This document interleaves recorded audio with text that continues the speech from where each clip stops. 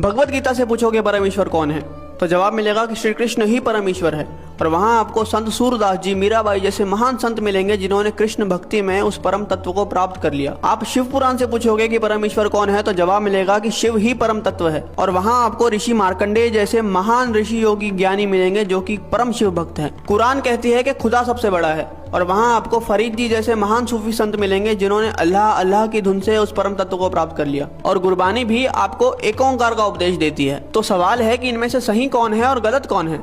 और जवाब है कि इनमें से सही तो सारे हैं, लेकिन गलत वो इंसान है जो इनमें से किसी एक पथ पे चलते हुए बाकियों का अनादर करता है, अपमान करता है। इसीलिए कबीर जी ने कहा था कि कबीरा कुआं एक है, यानी कि वो जो परमात्मा है वो एक विशाल कुएं की तरह है और पानी भरे अनेक, यानी कि हम और आप अलग अलग नामों से, अलग अलग स्वरूपों से उस भगवान को पुकारते हैं। लेकिन आगे कबीर जी कहते हैं कि भांडे ही में भेद है और पानी सब में एक। मतलब जो भांडा है यानी कि हम, भेद तो यहाँ पे है, क्योंकि आप इंसान को तो अलग कर सकते हो लेकिन भगवान को कभी बांटा नहीं जा सकता। अब प्याला चाहे सोने का हो या पीतल का, उसके अंदर जो पानी है वो तो अंत में प्यास ही बुझाएगा।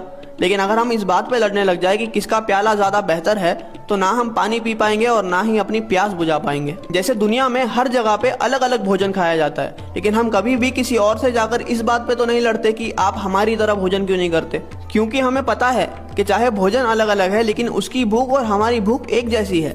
हो सकता है कि